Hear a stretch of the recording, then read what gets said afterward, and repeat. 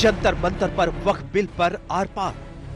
ये सिर्फ और सिर्फ जो चीजें मुस्लिम धर्म की हैं उसको छीनना चाहते हैं। बहुत लंबी लड़ाई, अभी तो पार्लियामेंट में आएगा, हम पार्लियामेंट में विरोध करेंगे। ये केवल एक सियासी तकरार है। कुर्बानी देने के लिए हमें तैयार होना चाहिए। वक्फ बिल पर तुष्टीकरण बनाम संतुष्टीकरण। सड़क से लेकर संसद तक इस बिल की मुखालफत करेंगे। कोई जनहित का वहाँ पर धरना प्रदर्शन नहीं है, ये निजी हित के लिए है। मुस्लिम पर्सनल लॉ बोर्ड के साथ विपक्ष का हाथ। निगाह है इस कानून को संशोधित करके उन जमीनों को हथियाने की। शाहीन बाग एक हो गया और दूसरा शाहीन बाग नहीं बनने देंगे।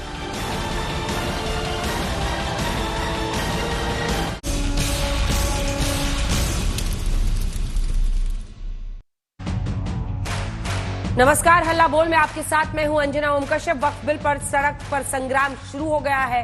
संसद के बजट सत्र का दूसरा चरण चल रहा है और अगले हफ्ते वक्फ संशोधन बिल को सदन में पेश किया जा सकता है। ये बिल 8 अगस्त 2024 को लोकसभा में पेश हुआ था, लेकिन इस पर हंगामे के बाद बिल को जेपीसी के पास भेज दिया गया था। लेकिन अब कभी भी माना जा रहा है कि सरकार इस बिल को पारित कराने के लिए लोकसभा में ला सकती है। इस बिल से मुस्लिम संगठनों से लेकर विपक्षी दल नाराज है और उनका यह आरोप है कि सरकार बिल के जरिए वक्फ की संपत्तियों पर कब्जा करना चाहती है। लेकिन all India Muslim personal law board के साथ विपक्ष मजबूती के साथ खड़ा दिख रहा है, जिससे मोदी सरकार को घेरा जा सके। लेकिन एआईएमआईएम के अध्यक्ष असदुद्दीन ओवैसी ने इस बिल के बहाने केंद्र सरकार में अहम सहयोगी नीतीश कुमार और चंद्रबाबू नायडू को ललकारा है। चेतावनी दी है कि अगर उन लोगों ने वक्फ बिल का समर्थन किया तो जब तक दुनिया है तब तक भारत के मुसलमान ये बात याद रखेंगे। उधर जेपीसी के अध्यक्ष जगदम्बिका पाल ने कह दिया है कि ये सिर्फ राजनीतिक विरोध है, अभी बिल आया नहीं, लेकिन विपक्ष ने विरोध शुरू कर दिया। इससे पहले कि हम चर्चा की शुरुआत करें, ये रिपोर्ट देखकर समझिए पूरी कहानी।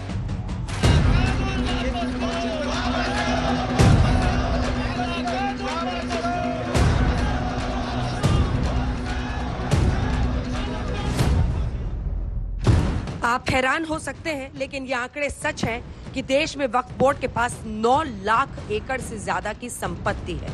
और दूसरा हैरान करने वाला तथ्य ये कि रेलवे और डिफेंस के बाद वक्फ बोर्ड के पास देश में सबसे ज्यादा संपत्ति है।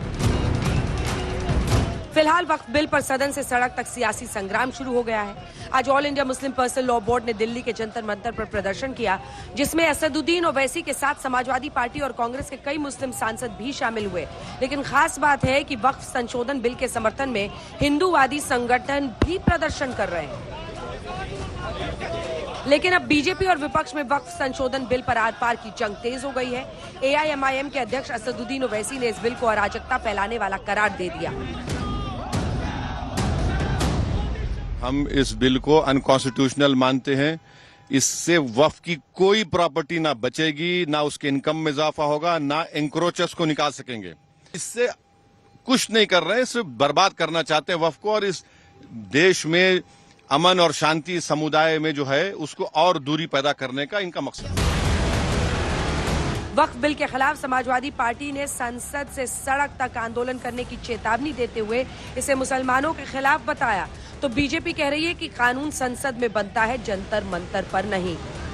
हम इस बिल की मुखालफत में इसलिए हैं क्योंकि ये बिल हमारी मुखालफत में है और हम चाहते हैं कि इस बिल की मुखालफत के सिलसिले में हम सड़क से लेकर संसद तक इस बिल की मुखालफत करेंगे। जरूरत पड़ेगी तो न्यायालय का दरवाजा भी खटखटाएंगे। किस बात पे विरोध कर रहे हैं? जब वो एक प्रक्रिया चल रही है, हमने 428 पेज की रिपोर्ट सबमिट कर दी है, ऐसे तमाम चीजों पे अब कोई ऐसी गुंजाइश नहीं है। आखिर सवाल क्या है? वो अगर कहते हैं कि साहब कलेक्टर को अधिकार है, तो वो रिपोर्ट पढ़ लें। कलेक्टर को अधिकार नहीं, कलेक्टर से ऊपर कमिश्नर को है, उससे सेक्रेटरी को है। कोई अगर ट्रिब्यूनल से एग्रीव्ड है तो उसको हाई कोर्ट सुप्रीम कोर्ट जाने का फैसला है। ये केवल एक सियासी तकरार है। All India Muslim personal law board के सुर में सुर मिलाते हुए विपक्ष कह रहा है कि वक्फ की सुरक्षा और पारदर्शिता के नाम पर वक्फ की संपत्ति पर कब्जा करने की साजिश हो रही है। ना संविधान की रूह को समझते हैं, और समझते भी हैं तो उसको बिल्डोज करके ये सबके जो दूसरे वंचित और महरूम लोग हैं, दलित, आदिवासी, मुसलमान हैं, उनके जो राइट संविधान ने दिए उसको ख़त्म करने की जो है वो एक पूरी तौर पर एक उसको माहौल क्रिएट करने की, ताकि जनता बेरोजगारी और जो किसान हैं वो और जो दूसरे मसाइल हैं उसके ऊपर लोग सवाल ना उठा सके। वक्फ बोर्ड का संशोधन होगा तो उसका सबसे ज्यादा जो लाभ मिलेगा वो पसमादा जो गरीब और पिछड़े हुए मुस्लिम वर्ग के लोग हैं उनको मिलेगा। और ये जो तथाकथित उस पर काबिज लोग हैं, जो बिल्डर्स हैं, उनको वक्फ बोर्ड जरूर नहीं पसंद आएगा, लेकिन आम जो मुस्लिम गरीब है उसके लिए ये वरदान साबित होगा। बीजेपी कह रही है विपक्ष इस मुगालते में ना रहे कि प्रदर्शन की आड़ में दूसरा शाहीन बाग खड़ा कर देगा, तो कांग्रेस कह रही है अपने संवैधानिक हक की हत्या नहीं होने देंगे। क्या बोलने की भी इजाजत खत ले लोगे आप हमसे कि हमसे हमारी आजादी ये भी छीनने का काम करोगे? संविधान ने दी हमें, और जो संविधान के दिए हुए अधिकार हैं आप उस पर कुठाराघात कर रहे हो। संविधान ने संरक्षण दिया है कि हम धार्मिक कर्तव्यों को अपने आजादी के साथ निभाने का काम करें, आप उसके ऊपर कुठाराघात कर रहे हो। भारत का संविधान डॉक्टर अम्बेडकर का संविधान से चलता है। उनका जो मुस्लिम पर्सनल बोर्ड है उसमें अपनी संस्था को चलाएं, उसके माध्यम से देश नहीं चल सकता। ये नरेंद्र मोदी की सरकार है और उनका ये कहना है कि एक शाहीन बाग की जगह 1000 शाहीन बाग बना देंगे, ये उनकी बहुत बड़ी भूल है। समाजवादी पार्टी ने खुला ऐलान कर दिया कि वो मुसलमानों के साथ मजबूती से खड़ी है, तो बीजेपी के मुस्लिम नेता दावा कर रहे हैं कि वक्फ की संपत्तियों पर सबसे ज्यादा कब्जा मुस्लिम पर्सनल लॉ बोर्ड ने ही कर रखा है। सरकार इस बात का जवाब दे, आखिर वक्फ जो बिल चल रहा था उस वक्फ बिल को संशोधित करने की जरूरत क्या थी? उसमें सरकारी अधिकारी कर्मचारियों की दखलंदाजी की आवश्यकता क्या थी? चिंता का विषय है कि आखिर ऐसे लोग जिन्होंने वक्फ की संपत्तियों को लूटा, all India Muslim personal law board के तमाम सदस्यों के रिश्तेदारों के पास अगर आप पता कर लीजिए तो सबसे ज्यादा संपत्तियां इन्हीं लोगों के पास में, इनके कार्यालय तक बने हुए हैं। अब विवाद की वजह भी समझ लीजिए। वक्फ यानी कोई भी चल या अचल संपत्ति जिसे इस्लाम को मानने वाला कोई भी व्यक्ति धार्मिक कार्यों के लिए दान कर सकता है। इस दान की हुई संपत्ति का कोई भी मालिक नहीं होता, इसीलिए इस्लाम अल्लाह को इस संपत्ति का मालिक मानता है, लेकिन इस संपत्ति को संचालित करने के लिए वक्फ बोर्ड जैसे संस्थान बनाए गए। बहरहाल वक्फ संशोधन बिल पर अब बीजेपी और विपक्ष में तुष्टीकरण बनाम संतुष्टीकरण की जंग तेज होती जा रही है। आज तक ब्यूरो। आइए चर्चा की शुरुआत करते हैं। डॉक्टर अजय आलोक हमारे साथ प्रवक्ता बीजेपी के जुड़ रहे, वारिस पठान प्रवक्ता AIMIM के जुड़ रहे, आलोक शर्मा प्रवक्ता कांग्रेस पार्टी के, अनुराग भदौरिया प्रवक्ता समाजवादी पार्टी के, मुफ्ती वजाहत काजमी साहब इस्लामिक स्कॉलर हमारे साथ जुड़ रहे हैं, और मौलाना अंसार रजा जो कि चेयरमैन है गरीब नवाज फाउंडेशन के, वो हमारे साथ जुड़ रहे हैं। अजय आलोक जी, विपक्ष के नेता और मुस्लिम संगठनों से जुड़े लोग ये आरोप लगा रहे हैं कि आप संविधान की मूल भावना को बुलडोज करना चाहते हैं, आप वक्फ में पारदर्शिता लाने के बहाने वक्फ की जमीन पर कब्जा करना चाहते हैं। इस आरोप पर आपकी सरकार का आपका क्या जवाब है? देखिए अंजना जी, सबसे पहली बात क्या कि जो आदमी संविधान की बात कर रहा हो तो ये याद रखना चाहिए कि बाबा साहब के बनाए हुए संविधान में वक्फ का जिक्र ही नहीं था। क्योंकि वक्फ का मतलब क्या होता है? अल्लाह को दान की हुई संपत्ति जिसका उपयोग दबे कुचले गरीब तबके के लिए किया जाए इस्लामिक लॉ के द्वारा। तो क्या इस देश में शरिया कानून हमने मान लिया है क्या? क्योंकि वक्फ को काम करना है इस्लामिक लॉ के द्वारा, बहुत सारे मुस्लिम देशों में जैसे है। तो इसलिए पहली बात तो यह संविधान सम्मत ही नहीं है। आर्टिकल 25-26 इस पर लागू नहीं होता है, भारत के तीनों कोर्ट इस पर लागू नहीं करते हैं। तो ये सबको अगर आप पारदर्शिता में लाएंगे तो जो संविधान की दुहाई दे रहे हैं उनको तो पहले ये जान जाना चाहिए कि वक्फ एक्ट संविधान सम्मत है ही नहीं, इसको जैसे लाया गया। इसीलिए बाबा साहब के समय में संविधान में कोई वक्फ की जिक्र नहीं की गई थी, क्योंकि हम धर्मनिरपेक्ष राष्ट्र हैं। भाई वक्फ के अनुसार आप एक धर्म को उसके राइट्स दे दीजिएगा, सारे राइट्स, लेकिन बाकी धर्मों को तो आप दे नहीं रहे, ना हिंदू को दे रहे हैं, ना बौद्ध को दे रहे हैं, ना जैन को दे रहे हैं, ना किसी को दे रहे हैं। तो ये तो ठीक नहीं है, समानता के आधार पर ये कानून बना ही नहीं था, तो इसलिए तो होना ही नहीं चाहिए। अब आ गया कि इसके दुरुपयोग, भाई 1954 में बना, 55 में लाया गया, 64 में फिर उसमें परिवर्तन किए, 1995 में असीम शक्तियाँ दे दी गई, 1995 के एक्ट के अनुसार तो कहीं पे भी कपड़ा रख दीजिए जमीन उसकी हो जाएगी, अप्रूव आपको करना है, नहीं होगा। तो ये सब चीज़ों को दूर करना, इन सब विसंगतियों को दूर करना ज़रूरी है। ये एक्ट इसलिए लाया गया था, भाई पार्लियामेंट में जब पेश किया गया था, JPC में आप गए, JPC में all India Muslim personal law board से लेके विपक्ष के तमाम नेताओं ने अपने ऑब्जेक्शंस रखे, अपनी बातें की। अब सब कुछ सम्मिलित होकर रिपोर्ट सरकार को चला गया, संसद में रखने वाले हैं, तो बैठ गए धरना पे जंतर मंतर।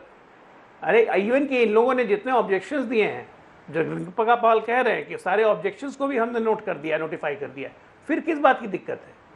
बहरहाल बात यह है कि मैंने पहले भी आपको कहा है, इस पूरे देश में लगभग 200 मुसलमान नेता ऐसे माफिया बन के बैठे हुए हैं जो पूरी वक्त की ज़मीन को कब्जा करके और ये लोग अनाप शनाप उस पर कार्य किए जा रहे हैं, तो क्या सरकार ऐसे लोगों को रोकेगी नहीं? वक्फ के लैंड को कर्नाटका अल्पसंख्यक आयोग की रिपोर्ट है, कांग्रेस की सरकार है, आलोक भाई बताएंगे, अभी 4 महीना पहले उन्होंने रिपोर्ट दिया कि वक्फ बोर्ड ने वहां पर लैंड को कमर्शियल डिक्लेयर कर दिया है। इनकी सरकार चूंकि वक्फ है, मुस्लिम है, तो कुछ कहेगी नहीं। तो इस ढंग से चल रहा है। असदुद्दीन ओवैसी हैं, खुलेआम वो चेयरमैन साहब जो थे उन्होंने कहा कि 3000 करोड़ से ऊपर की संपत्ति वक्फ की। असदुद्दीन ओवैसी हथिया के बैठे हुए हैं। तो ऐसे ऐसे भूमाफियाओं के खिलाफ अगर आप कोई काम कर रहे हैं, वक्फ में पारदर्शिता आ रही है, तो उसमें दिक्कत कहाँ है? कौन वक्फ की जमीन ले रहा है? ना आपके पास डॉक्यूमेंटेशन किया हुआ है, ना आप उसका रसीद कटाते हैं, कोर्ट भी आपका, सजा भी आपका, वकील भी आपकी। ऐसा थोड़ी ना चलता है देश में।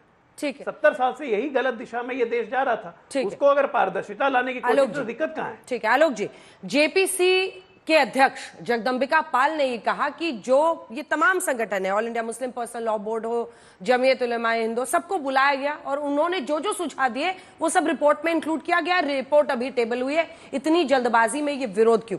किन बिंदुओं पर विरोध है आपका, आपकी पार्टी का, और क्या चाहते हैं?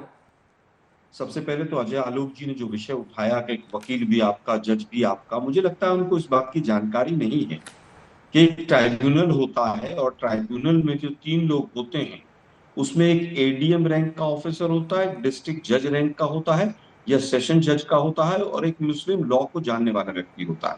वो ऐसा नहीं है कि तीनों लोग मुस्लिम होते हैं या कांग्रेसी होते हैं। तो गुमराह करना, लोगों को बहकाना, ये बंद करना।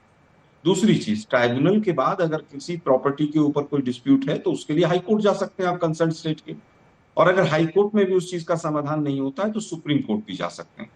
तो बीजेपी जो बार बार ये फैसला सुना देती है टीवी चैनल्स पे बैठ के कि इसमें तो किसी कायदे उसमें नहीं जा सकते हैं, कानून के तहत आप किसी कोर्ट में नहीं जा सकते हैं, ऐसा नहीं है।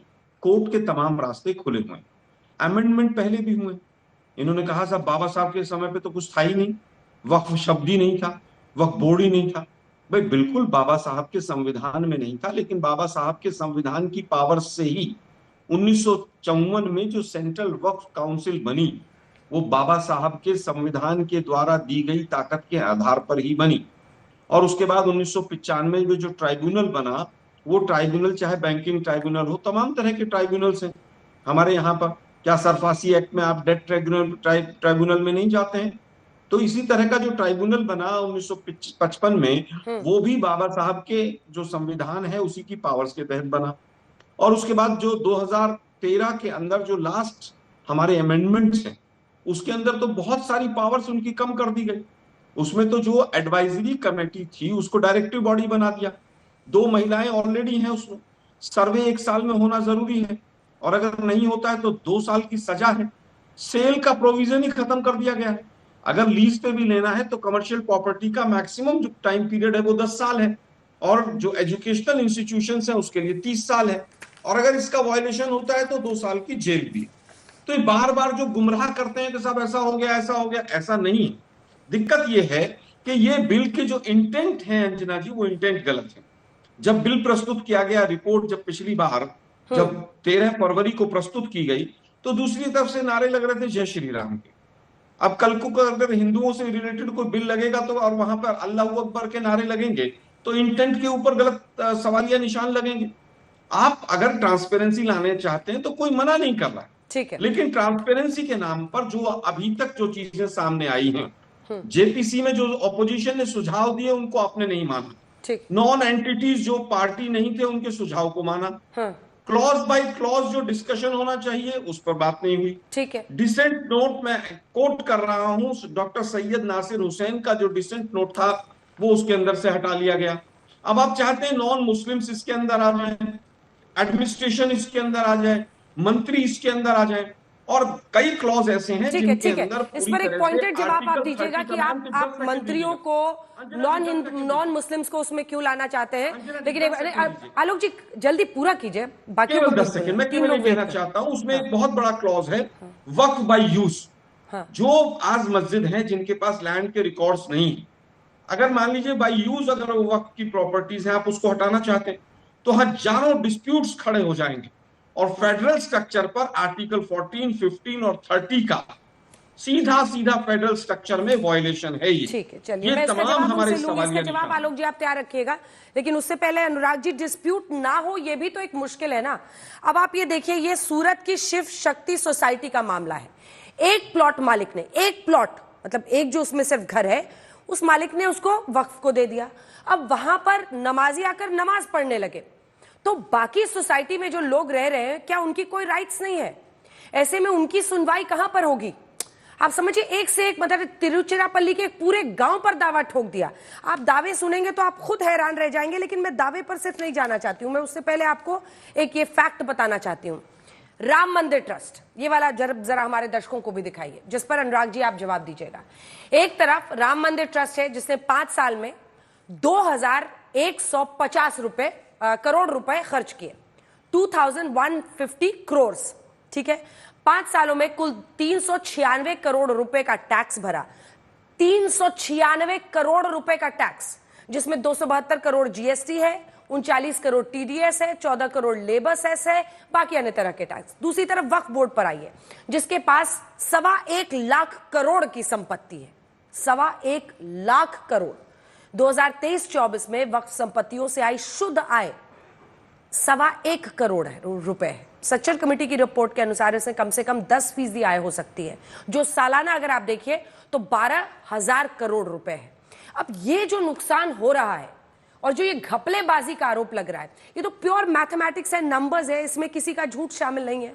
मैं सिर्फ एक मंदिर ट्रस्ट की बात कर रही हूं और पूरे वक्फ जमीन से कमाई की बात कर रही हूं। अनुराग जी, क्या इसको देखने की जरूरत नहीं है? देखिए अंजना जी, आजकल एक नया सिस्टम चला है भारतीय जनता पार्टी का, कि उन्हें हमेशा समाज के अंदर में एक धर्म की राजनीति को उन्हें जिंदा रखना है। कभी ये यूसीसी लेके आएंगे, उससे मन नहीं भरेगा तो एनआरसी लेके जाएंगे, एनआरसी से नहीं भरेगा तो संभल पहुंच जाएंगे, संभल से छूटेंगे तो औरंगजेब को कंधे में उठा के घूमेंगे और पूरे देश में घूमते रहेंगे, उससे मन नहीं भरेगा तो वक्फ बोर्ड पे अब आ गए।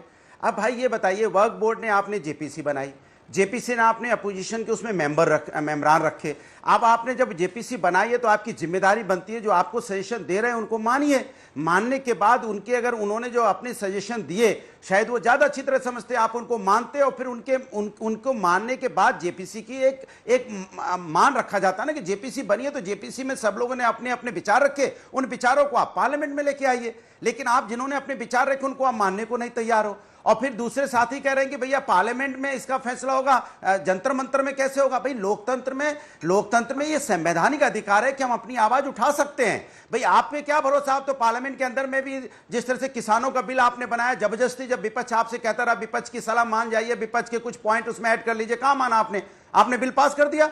बाद में किसान 1 साल तक धरने पे बैठा तो आपको बिल वापस लेना पड़ा। तो यहां पे समय किसका बर्बाद हुआ? देश का। जब देश का समय बर्बाद होता है तो इसकी जिम्मेदारी भी तो सरकार को लेनी चाहिए। और कल आपका क्या भरोसा? पार्लियामेंट में तो आप 140 सांसदों को निलंबित कर देते हैं, सस्पेंड कर देते हैं, बिल भी पास कर लेते हैं। आप लोकतंत्र में विश्वास कहां रख रहे हैं? आप लोकतंत्र में विश्वास रखते हैं तो जेपीसी के अध्यक्ष को बोलना चाहिए था कि जो सुझाव वहां के विपक्ष के नेताओं ने दिए हमने सब माने हैं, अब उसको हम पार्लियामेंट में लेके आ रहे हैं। पार्लियामेंट में सभी दल के नेता हैं, उस पर विस्तार पूर्वक चर्चा होगी, जो चर्चा में जैसा होगा बिल पास होगा, बिल सबके सामने होगा। ये सिंपल सी बात बनाने में इतनी कहानी बनानी पड़ती है, इतनी कहानी। औरंगजेब की बात एक सिंपल सी बात थी कि किसी के मुंह से एक शब्द निकला, उन्होंने शब्द वापस ले लिया, लेकिन उन्होंने सब वापस ले लिया, लेकिन वो शब्द को जो उस जिन्न को जो पकड़ा है और पकड़ के उसको जाके कहते ना कि जितने भी मीडिया चैनल में उस जिन्न को घुसेड़ दिया। अब जिन्न पूरे मीडिया चैनल में चिल्लाता रहा 10-15 दिन तक। इससे आम आदमी का क्या फायदा हुआ, जरा बता दीजिए। आम आदमी का क्या ले लेने था? महंगाई, बेरोजगारी, किसान समस्या से समाधान हो गया क्या? लेकिन वे जिन्न जिन्ना है, कभी औरंगजेब का जिंद ले आएंगे, कभी और जिंद ले आएंगे। इनको तो जिंद जिंदा रखने पड़ते हैं। अनुराग जी, आपने मेरे सवाल को बाईपास कर दिया। ये बड़ा कानून देश की संसद में आ रहा है, क्या आपने इस कानून की बारीकियां जो रिपोर्ट आई है उसको पढ़ने की कोशिश की है? जो मेरा सवाल था उसको आपने एकदम ही बाईपास कर दिया। नहीं, आपके सवाल का सीधा सा जवाब है, मैंने आपको सीधा जवाब है। इस देश के अंदर में भारतीय जनता पार्टी ऐसा माहौल बनाने की कोशिश करती है कि वक्फ बोर्ड की जो वक्फ बोर्ड है उसने सारी जमीनें ले ली, पूरे देश की जमीनों पर कब्जा कर लिया। जिस पे हाथ रख देती है उनकी हो जाती है। कहां हो गई भैया, किधर हो गई? जिस पे हाथ रख दे उस पे हो गई। अगर उसको पूरा पढ़ेंगे तो पता है कि उसको, अगर हमने वक्फ बोर्ड ने बोल दिया मेरी जमीन है, अगर मेरे पास पेपर है तो कैसे कह देगा मेरी जमीन है? ठीक है, मैं इस पर लौटूंगी। तो और वही मैं आपसे जो बताना चाह रहा हूं जेपीसी कि में माहौल तमाम लोग ऐसा- शामिल थे उनकी तस्वीरें भी दिखा रहे हैं, और जो आलोक जी ने कहा है कि नासिर हुसैन साहब का डिसेंट नोट ही आप लोगों ने गायब कर दिया है। एक सेकंड आ जाए आलोक जी, 2 मेहमान और छोटा छोटा कमेंट मुझे ले लेने दीजिए। मौलाना अंसार रजा साहब, अगर जो प्रश्न मैंने आपको राम मंदिर ट्रस्ट की तरफ से जो कमाई और जो टैक्स दिया जा रहा है और यहां पर जो कमाई इतनी कम है, उसी पर मतलब परिदृश्य में मैं आपसे सवाल ये पूछ रही हूं कि जो किया जा सकता है इस जमीन से वो नहीं हो रहा है। एक सच्चाई है कि रेलवे और डिफेंस के बाद सबसे ज्यादा जमीन वक्फ बोर्ड के पास है, लेकिन क्या फायदा, उसका इस्तेमाल ही नहीं हो रहा है, उससे कुछ कमाई ही नहीं हो रही है। ये खुद अगर ये खुद ही ये कहा गया है कि 10% उसकी आमदनी आराम से हो सकती है, तो इसमें क्या बुराई है? सच्चर कमेटी की रिपोर्ट में है। अंजना जी देखिए, अंजना जी मैं आपके सवाल का एकदम सटीक जवाब दूंगा, लेकिन एक झूठ जो पब्लिक के सामने आपके चैनल पर, आपका चैनल बहुत जिम्मेदार चैनल है, इसकी एक एक बात को नोट किया जाता है। जितना बड़ा झूठ आपके चैनल पर बोला गया है अजय आलोक की तरफ से कि वक्फ बोर्ड में ये कानून लिखा हुआ है कि ये गरीबों यतीमों के लिए जो शरिया लॉ कहेगी, मैं अजय आलोक जी से गुजारिश करूंगा कि ये पब्लिक मीटिंग नहीं है, ऐसे झूठ मत बोला कीजिए, आप दिखा दीजिए कहां लिखा है ये कि शरिया लॉ के हिसाब से उनका इंतजाम होगा। उसमें ये लिखा है कि गरीबों, यतीमों, बेवाओं, नादारों की इस्लामिक लॉ क्या होता है? तरक्की के लिए इसका पैसा। अरे सर सुन तो लो मेरे भाई। किसी व्यक्ति या किसी दल या अचल संपत्ति को मुस्लिम कानून द्वारा पवित्र धार्मिक या धर्मार्थ के रूप में मान्यता प्राप्त किसी भी उद्देश्य के लिए स्थायी रूप से समर्पित करना, कहाँ लिखा है सर? क्या पढ़ रहे हैं आप? संविधान होता है। क्या पढ़ रहे हैं? समर्पित करना, शरिया नहीं होता, संविधान होता है। समर्पित करना और उसका मुस्लिम इस्तेमाल कानून के करना, द्वारा समर्पित दोनों में करना। फर्क है सर। ऐसे झूठ मुस्लिम मत कानून के द्वारा समर्पित करना। अब सुनो यार, झूठ नहीं बोल रहे हैं रजा साहब, आप जानते हैं, आप अपने आप को मुस्लिम कानून क्या होता है भाई? मुस्लिम कानून के द्वारा स्थापित मुस्लिम कानून क्या होता है? यहाँ हिंदुस्तान का संविधान है कहाँ जो वक्फ आ गया? क्या है मुस्लिम कानून? मुस्लिम कानून के द्वारा हिंदुस्तान वही का तो संविधान पूछ रहा नहीं हूँ चलता है। आपसे, क्या पढ़ रहे हैं आप? आप किस किताब से पढ़ रहे हैं? कह रहा हूँ कि वक्फ का आप मतलब किस तो किताब यही है। से पढ़ रहे हैं भाई साहब? वक्फ का मतलब यही है, आप ही के मुस्लिम। अरे आप क्या कर रहे हैं यार? मुस्लिम धर्म आप तो ये बताइए। सऊदी अरब का किताब पढ़ रहा हूँ, जो सऊदी अरब में वक्फ छोड़ो, चलता है, पता नहीं मुस्लिम आप कानून कौन सा के द्वारा ग्रंथ लेकर के। अखवा से निकल के आया है। अरे सऊदी और अरब को इसको छोड़िए, मुस्लिम हिंदुस्तान कानून की के द्वारा बात लागू कीजिए करना है। यार। क्या बात कर रहे हैं? आप लोग भी यार झूठ बोल रहे अरे हैं। आप पाकिस्तान, डिफेंड कर रहे हैं। सीरिया, आप लोग को लीबिया, बेसिकली इससे बाहर भी की आदत निकला पड़ गई कीजिए। और कुछ नहीं। अरे सर अरे सर इससे बाहर नहीं, जो आप पाकिस्तान, सच्चाई सीरिया बता से रहे हो, बाहर भी आया कीजिए। बारी भारत की बात बारी करके बारी क्या से होगा? वापस आइए, मतलब निकाल रहा हूँ, वापस आइए। वक्फ का मतलब क्या होता है? असल मसला ये है कि चूंकि आप लोगों को विदेश से ज्यादा मोहब्बत है, भारत से मोहब्बत नहीं है, तो विदेशियों की किताबें ज्यादा पढ़ते हैं, भारत की किताबें नहीं पढ़ते। किसी भारत के एक मौलवी की, एक आलिम की, एक फाजिल की, किसी आदमी की किताब हो तो दिखाइए, सऊदी की किताब मत दिखाइए। सऊदियों से हिंदुस्तान का कानून नहीं चलेगा, ना शरीयत चलती है। हमारी शरीयत कुरान से चलती है, हदीस से चलती है, सऊदियों की किताब से नहीं चलती। इसको पहले आप स्टॉप कीजिए। कुरान में भी क्या लिखा है वक्फ का मतलब जरा पढ़ लीजिए। सवाल किया, कुरान से ही पढ़ लीजिए, कुरान से ही पढ़िए वक्फ का मतलब क्या लिखा है कुरान में? कुरान क्या शरीफ लिखा से है ही वक्फ कुरान का में? मतलब पढ़िए जरा, बताइए बताइए यहाँ पे। का मतलब ये है कुरान में, सुनो वक्फ का मतलब कुरान में पढ़ अरे आपको सुनो दिखाओ, यार, अरे सुनो मेरी बात, दिखाऊं आपको? वक्फ का मतलब अल्लाह के नाम पे कोई सुनो चीज क्या दे देना, मतलब दिखा देता हूं। इतना सा मतलब है उसका। अल्लाह के नाम नाम पे मुस्लिम कोई कानून चीज के दे हिसाब देना। से अल्लाह के गलत बात कोई नहीं, चीज दे देना। गलत बात मत कीजिए, कुरान का ही निकाल रहा हूँ। अरे यार कहाँ कुरान का ही निकाल रहा हूँ। कहाँ निकालो तो कुरान का, कहाँ कुरान से निकाल रहे हो? बिल्कुल कहाँ कुरान से निकाल रहे हो भाई? कहाँ कुरान में लिखा है? क्यों झूठ फैलाते हो भाई टीवी में बैठ करके? निकालिए, और नहीं निकालिएगा तो मुंह छुपा कर भाग जाइएगा फिर, अगर नहीं दिखा पाए तो दिखाइए। अल इमरान 3/79, एक मिनट कौन से कुरान में लिखा है ये? अभी दिखा रहा हूँ, चिंता मत कीजिए। कौन से कुरान में? कुरान एक ही होता है, एक ही कुरान होता है सर कुरान एक ही है, उसके अनुवाद लोगों ने अलग अलग और किए उसी हैं। में लिखा हुआ है कि मुस्लिम कानून के कुरान द्वारा, एक है, कि मुस्लिम कानून के द्वारा संचालित किया जाएगा, दिखाओ मुस्लिम तो कानून कहाँ के है द्वारा यार? संचालित किया जाएगा। वक्फ का मतलब निकाल लीजिए। ओफो, दिखाओ तो कहाँ है यार? ये पूरा विकिपीडिया खोलिए जरा, निकाले, तुम दिखाओ यार, विकिपीडिया खोलिए, दाएं बाएं करने की क्या जरूरत तुम है? दिखाओ ना, तुम क्या दिखा रहे थे अभी? तुम क्या दिखा रहे थे? वो दिखाओ ना। मैं तो ये दिखा रहा हूँ, आपको खोल के दिखा रहा हूँ, गूगल ही कर रहा हूँ आपके लिए। वो निकाल रहे हैं। तू झूठ तड़ाक नहीं पर फैला मत रहा हूं, आइए यही सर। मतलब लिखा हुआ है। हम सब आप अपनी बात अच्छे से कहिए, लेकिन तू तड़ाक, तुम बोलो, तुम करो, आपको भी सम्मान दिया जा रहा है, आप भी सम्मानजनक भाषा बोलेंगे तो अच्छा लगेगा, क्योंकि बहुत जल्दी फिर वो नीचे की तरफ चले जाएगा पूरा मामला। ठीक है, हाँ एक बार दोनों को दिखा दीजिए, फिर मुझे मुफ्ती साहब के पास भी जाना है। क्या हुआ अजय आलोक जी? ठीक है, जब मिलेगा आप उस पर आप इशारा कीजिएगा, आप उसको पढ़ के सुनाएगा। लेकिन मौलाना अंसार रजा साहब, आपने भी कहा कि इस्लामिक लॉ से, इस्लामिक लॉ, वक्फा meaning no tie up blind, it has to go with the Islamic law, लिखा हुआ है, पढ़ लीजिए। अरे मेरे ओफो, बस ठीक है भाई साहब, अब ये बताइए मुझे अजय आलोक जी कि क्या संशोधन 1954 में संविधान को बाईपास करके ले आए। जेसीपी कमेटी उसको बंद कर लीजिए। ये था तुष्टीकरण 1954, 64, 95 का। क्या संशोधन, आर्टिकल 25 को दरकिनार करते हुए उसको ले आए।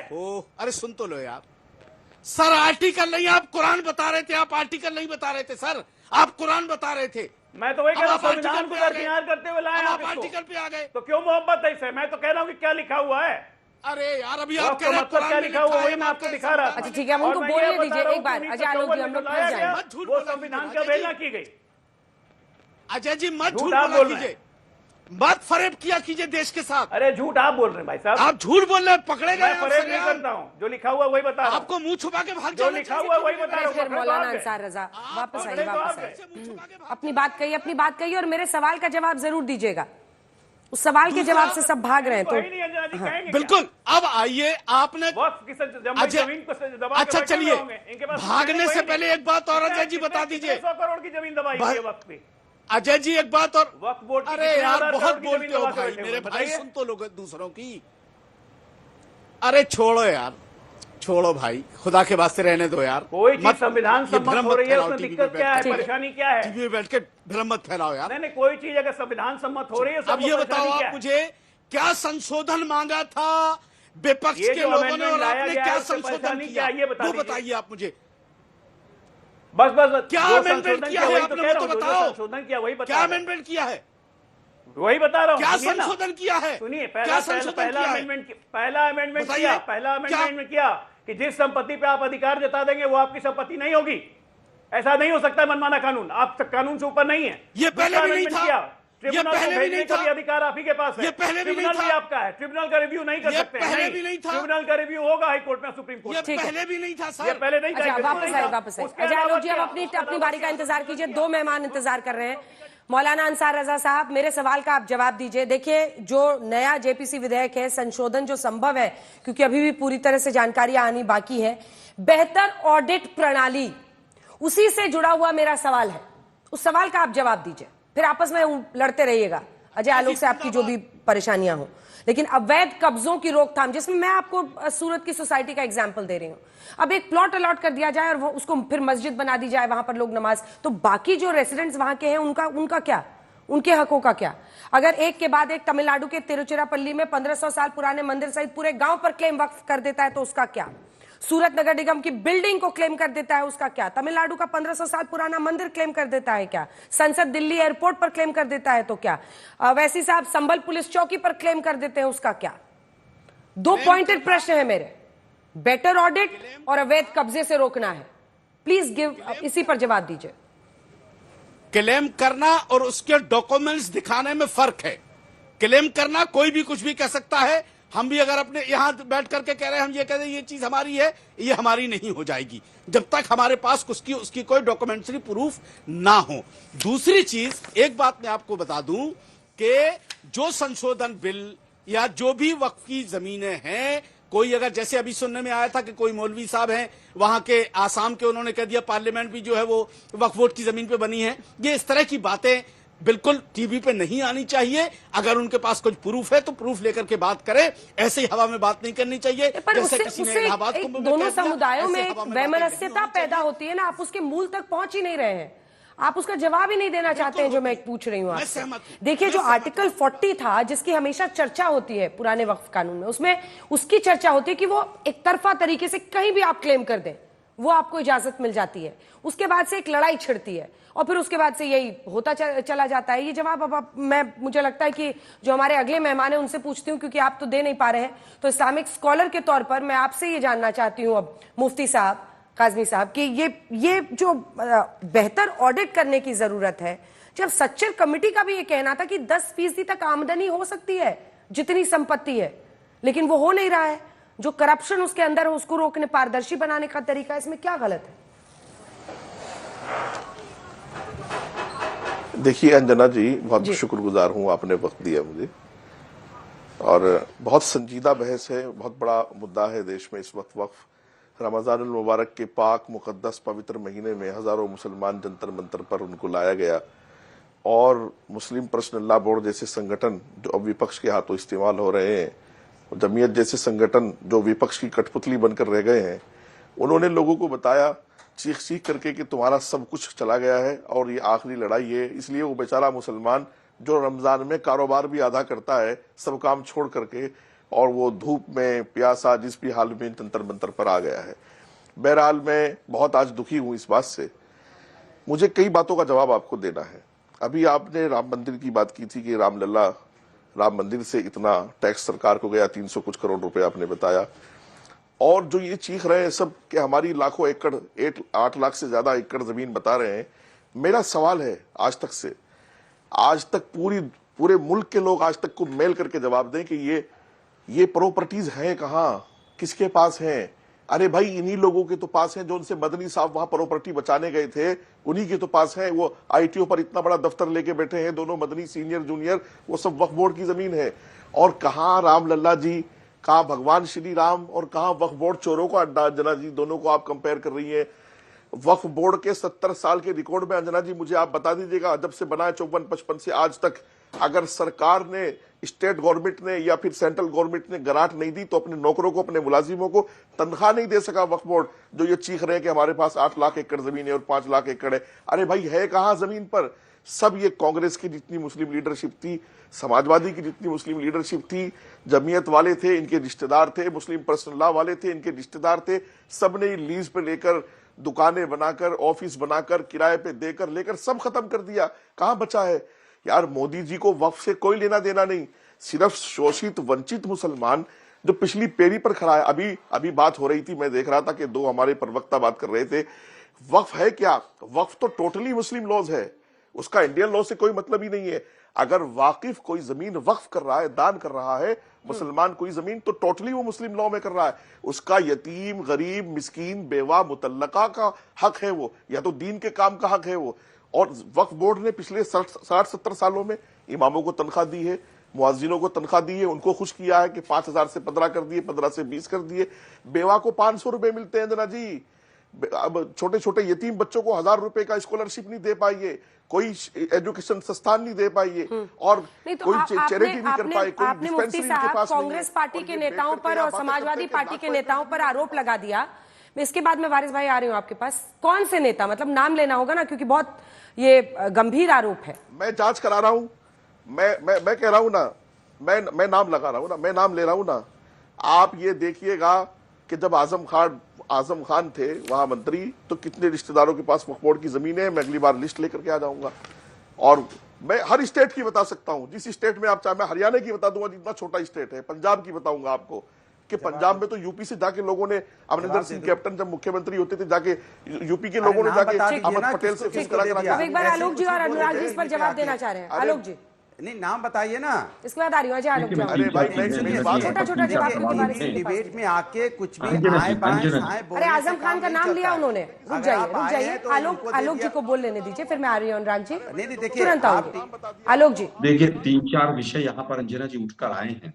सबसे पहले आपने कहा कि सूरत में मान लीजिए कोई सोसाइटी में एक फ्लैट कोई बेचकर वक्फ के नाम करके चला गया, तो वहां पर दरगाह खुल जाएगी, या जो भी आपने कहा मस्जिद खुल जाएगी। मेरा कहना है कि कोई भी वक्फ की प्रॉपर्टी है या कोई भी प्रॉपर्टी है, उसका लैंड यूज वहां की कॉर्पोरेशन डिसाइड करती है, वक्फ बोर्ड डिसाइड नहीं करता है। अगर वो रेजिडेंशियल फ्लैट है तो रेजिडेंशियल फ्लैट ही रहेगा, उसमें मस्जिद नहीं बन सकती। अगर आप वहां पर कह रहे हैं कि साहब वहां की सूरत की म्यूनिसिपैलिटी की जो बिल्डिंग है उसके ऊपर वक्फ ने कब्जा, उसमें दावा ठोक दिया, अगर म्यूनिसिपैलिटी की बिल्डिंग के पास अपने लैंड डॉक्यूमेंट्स हैं तो वो सीधा हाई कोर्ट, सुप्रीम कोर्ट जाएंगे। ऐसे कैसे कोई दावा ठोक देगा? आज तक की बिल्डिंग के पास अगर नोएडा अथॉरिटी के पेपर्स हैं और कोई भी जाकर वहां पर वक्फ वाला कहे कि आज तक की बिल्डिंग मेरी है, तो क्या आज तक की बिल्डिंग उसकी हो जाएगी क्या? ये सीधा सीधा हाई कोर्ट और सुप्रीम कोर्ट की तौहीन करना है। ठीक है। अब बात आती है कि सब कांग्रेस वालों के पास है, बीजेपी वालों के पास है, फलाने के पास है, ढिकड़े के पास है। भाई एज पर लॉ मैंने कहा अभी कमर्शियल प्रॉपर्टी में 10 साल तक के लिए लीज पे ले सकते हैं, रेजिडेंशियल प्रॉपर्टीज में 30 साल तक ले सकते हैं। और ये केवल वक्फ बोर्ड में नहीं, जो हिंदू मंदिरों के ट्रस्ट हैं उसमें भी बहुत सारी प्रॉपर्टीज पर संस्थान चलते हैं। मेवात के अंदर बाबा लालदास के नाम से 30 साल की लीज पे चलता है। 30 साल क्योंकि मिनिमम रिक्वायरमेंट होती है सेंट्रल काउंसिल्स के लिए, इस साल इसलिए 30 साल रखा है। अगर आप आजम खान जी की भी बात करते हैं, मुझे नहीं पता उनकी प्रॉपर्टी का, लेकिन मुझे नहीं लगता कि उनकी यूनिवर्सिटी को बने हुए 30 साल हो गए। अगर वो 30 साल के बाद भी उस पर रहते हैं तो जरूर है कि उसको या तो अमेंडमेंट कराना होगा। ठीक है, ये बेकार ठीक है। आजम खान के लिए अब अनुराग जी बोलेंगे। अनुराग जी और काजी साहब को दिखा दीजिए। देखिए वो सीधा कह रहे हैं कि आजम खान के पास वक्त की जमीन है। अंजना जी, कुछ लोगों की आदत होगी, वही तो कर, कुछ लोगों की आदत होगी टीवी डिबेट में आके आए बाएं साएं बोल देना। अरे आपके पास पेपर नहीं है, कुछ नहीं, कि उनके रिश्तेदारों का, भैया आपकी सरकार है 8 साल से उत्तर प्रदेश के अंदर में, चेयरमैन भी वक्फ बोर्ड के आपके समर्थन का बैठा हुआ है, तो अब तक आपने क्यों नहीं जांच करके पकड़ लिया किस रिश्तेदारों को दी हुई है? इस तरह की जो बातें आप लोग टीवी डिबेट में आके करते ना, सिर्फ एक नाम उछाल देना और जनता के सामने एक नाम परोस देना और उसके बाद उसमें एक हंगामा खड़ा कर देना, ये आपका मकसद सिर्फ हंगामा खड़ा करना है, समस्या का समाधान नहीं करना है। कि आदरणीय आजम साहब का नाम ले दिया, उनके रिश्तेदारों पे चली गई सारी जमीनें, कैसी बातें कर देते हैं आप भी। भाई आप सरकार से सवाल नहीं पूछ पाए, भारतीय जनता पार्टी के जो यहाँ चेयरमैन वक्फ बोर्ड का सवाल पूछते हो आपसे कि किसके रिश्तेदारों पर जमीनें हैं। इसलिए ये सब की बातें, बेतुकी बातें करना बंद कीजिए। आप छोटे फायदे के लिए देश का नुकसान मत कीजिए। देश के अंदर में सिर्फ दो लाइन का कम से कम हम सभी से ये कहेंगे कि सब लोग अपने अपने फायदे के लिए देश का नुकसान मत कीजिए।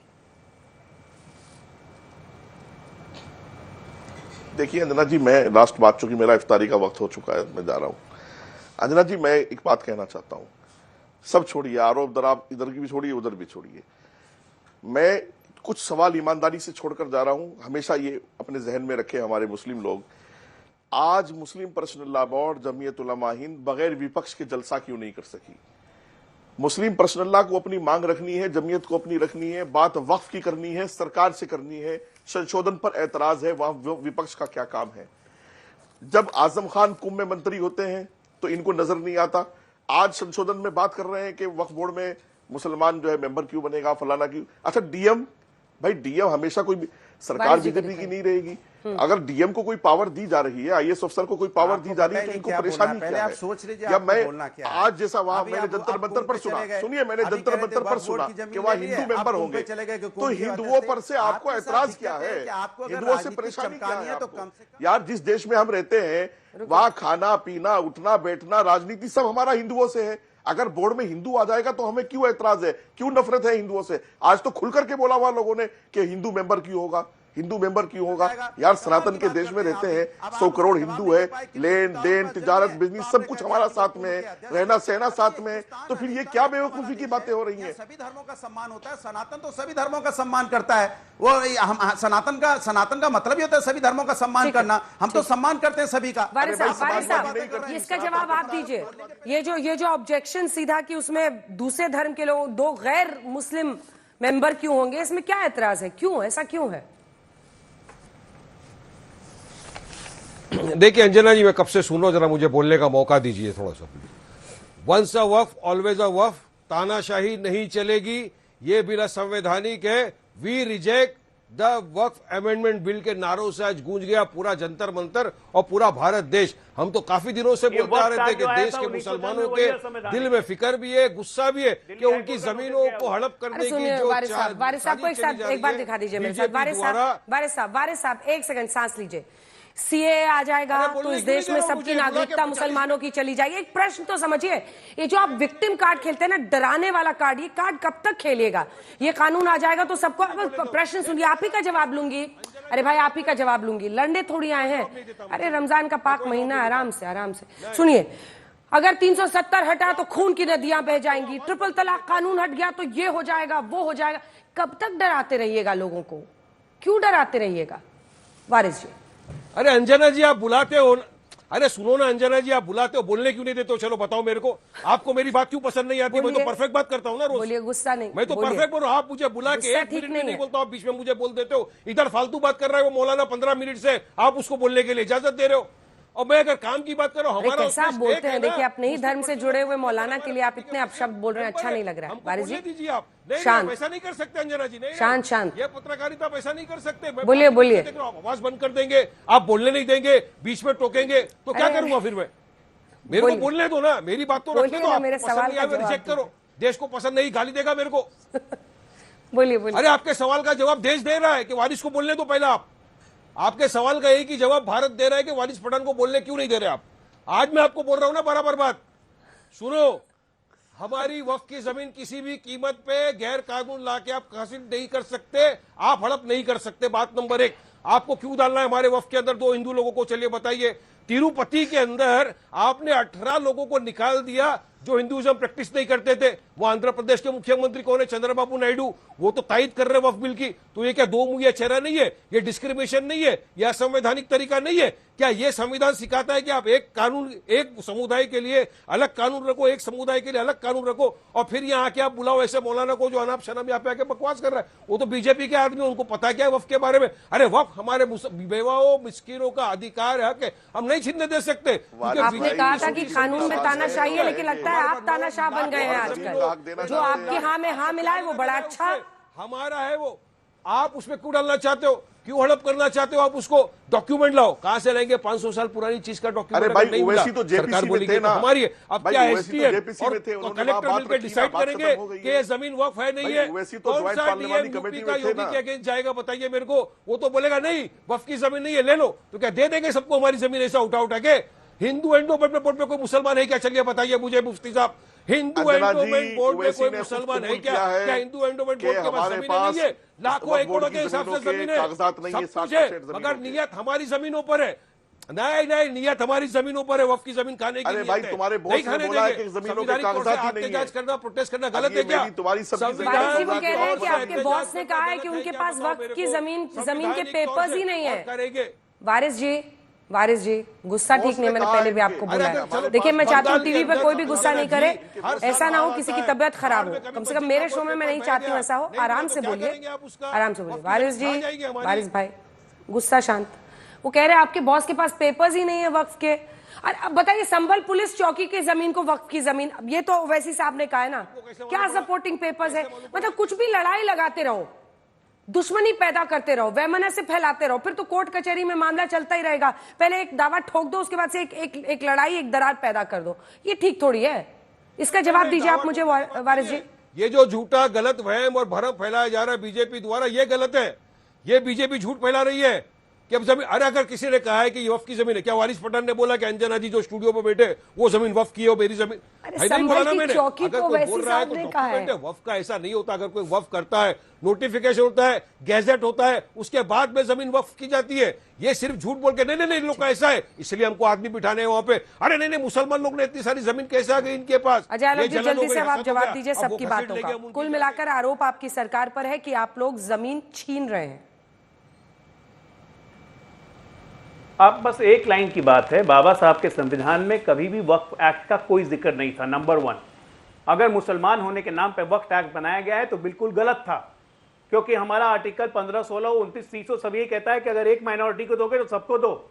फिर सबके लिए एक्ट क्यों नहीं बनाया? लेकिन जो पॉइंट था आलोक शर्मा जी का, अनुराग जी का, उसको एड्रेस कीजिए कि विपक्ष के लोगों की बातों को क्या शामिल नहीं किया गया है। अगर नासिर हुसैन उस कमेटी में थे, उनके डिसेंट नोट को नहीं शामिल किया गया है, क्या रिपोर्ट में ही गायब कर दी गई है विपक्ष की बात को? नहीं, बिल्कुल नहीं अंजना जी, बिल्कुल नहीं। जो व्यक्ति अब इंस्टीट्यूशंस को मानने के लिए मना कर रहा है, ब्यूरोक्रेसी हमारा इंस्टीट्यूशन है, ये कहते हैं डीएम क्यों रहेगा उसमें? आलोक भाई कह रहे थे डीएम क्यों रहेगा, ये लोग भी कह रहे थे। तो आप इस देश की इंस्टीट्यूशंस को ही नहीं मानिएगा, कल को सरकार में आप भी रहिएगा भैया, वैसी ब्यूरोक्रेट को चलाना है सिस्टम को। और जेपीसी के जब चेयरमैन होते हैं, वो एक रिस्पेक्टेड बॉडी होती है, जब वो कह रहे हैं ऑन रिकॉर्ड कैमरा पे आके सारे डिसेंट नोट को हमने दिया है, और वैसे भी डिसेंट नोट तो पार्लियामेंट में आएगी ना। चलिए यहीं पर इस बहस का अंत करते हैं, लेकिन ये माना जा रहा है कि लोकसभा में ये बिल अब मतलब सरकार पारित करा सकती है। बहरहाल इस पर नजर रहेगी हमारी। देश दुनिया की बाकी खबरों के लिए देखते रहिए आज।